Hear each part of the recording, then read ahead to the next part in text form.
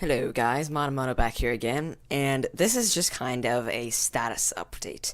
This isn't going to be the whole entire episode. I'm just going to cut and tell some stuff, but I figured that I would probably give some explanations as to what I was doing when I wasn't recording. So, I got a chainsaw, and I also got an electric wrench and an electric hose, so every single one of my tools is electric now, so you just make them pretty much like the other ones, like this and this and this and this. They're basically just all circuits and batteries and steel plates. And you just obviously give them power through a bat box or an MFE or an MFCU or something like that.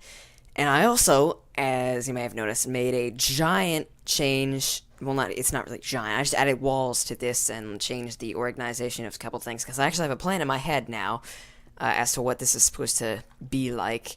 But I'm working on the walls right now so that nothing can get in, and I'll have like a ceiling and stuff. And I've also moved this over here, as I said I was going to, because I'm not a liar. And I also moved this over here, along with this, so that the fuel and the cryosado can be right next to each other, joined as one. And I've also moved those from that corner over here, because what I'm planning to have is the second floor isn't going to be an actual operational floor. It's just going to be the powerhouse for everything. It's going to be the part where all the EU and the MJ comes from and gets sent off to other parts. So this part is eventually going to have a ceiling, and cables are going to be coming down from the ceiling and powering these instead of this bat box hooked up to a generator and stuff in the middle.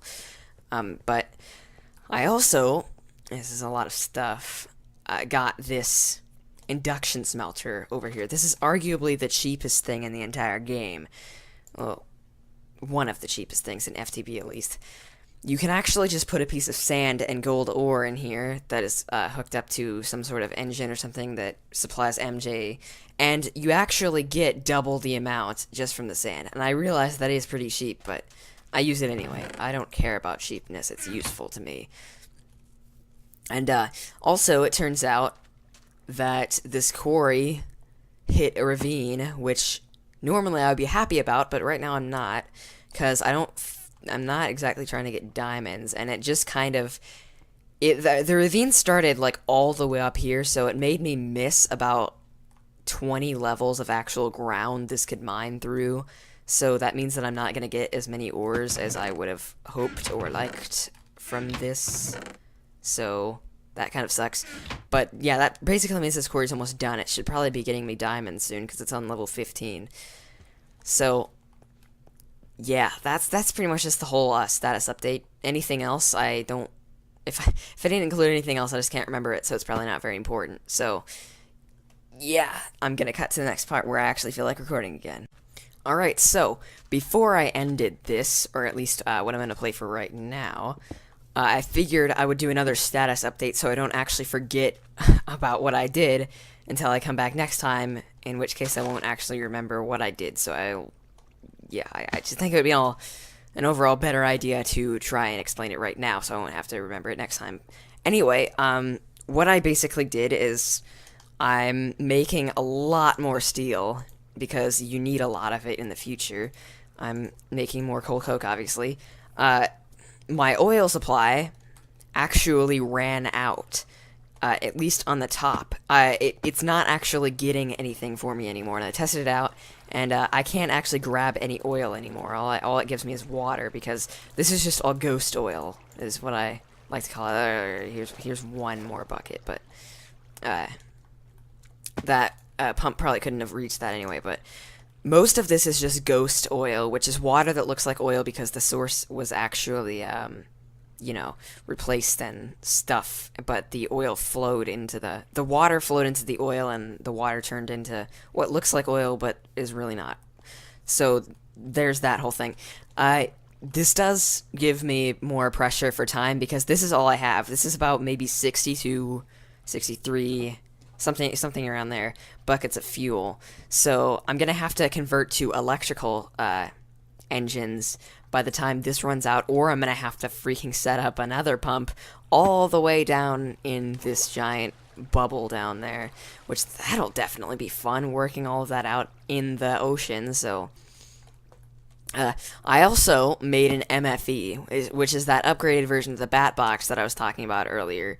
It's this thing right here. It can hold 600,000 EU. It's this thing right. If I can find the M key, because I'm in the dark right now. Alright, here's this. You just basically make it for these things called energy crystals, 2x2 inch golden cables. They're fairly simple to make. And then these energy crystals like this, just put redstone around a diamond or an industrial diamond, or apparently you can do it with a ruby too. I didn't know that. Oh, I wish I would have known that. Whatever. I'm gonna do that next time. I had to use diamonds for it this time, but I didn't know that you could use rubies, so you basically just use energy crystals and stuff for that. And I also made, why did I come back over here? These things called recyclers. And basically I'm making these in preparation for that mass fabricator. And you put cobblestone or something in these, and as you can see, this starts to go. And I think it's like 1 in 6 or 1 in 10 every single time. It makes this thing called scrap right here. And this scrap, obviously, you can make through a recycler, which for some reason doesn't show up on the recipes. I don't really know why, but you can make it through a recycler by putting cobblestone or dirt in there. And the point for it is you can put it inside this mass fabricator, and it'll actually speed up the process. Now, I haven't gotten the mass fabricator yet, but I'm going to soon, and this is just an LV transformer. I know it looks like a bat box, but this basically just transforms, because this outputs 128 EU per tick. This just transforms 128 EU into 32 EU per tick, and it doesn't lose any either, so that's very convenient, because these would all explode if I put 128 EU into them, and that's not exactly what I want to happen. So you have to use an LV transformer for that. But that's pretty much all I've done now. As you can see, I've also heightened the walls of this structure, as well as adding stairs right here. This is definitely evolving in a way that I want it to evolve, so it's definitely coming on. And also, this quarry finished, so I did get 4 diamonds from it. That's why I was encouraged to make the MFE in the first place. But yeah, that's pretty much it for now. I'm probably going to just mesh this all into one video, even though this is more than one recording session, so yeah, I'll probably see you again in a couple seconds for you and a couple thousand million seconds for me.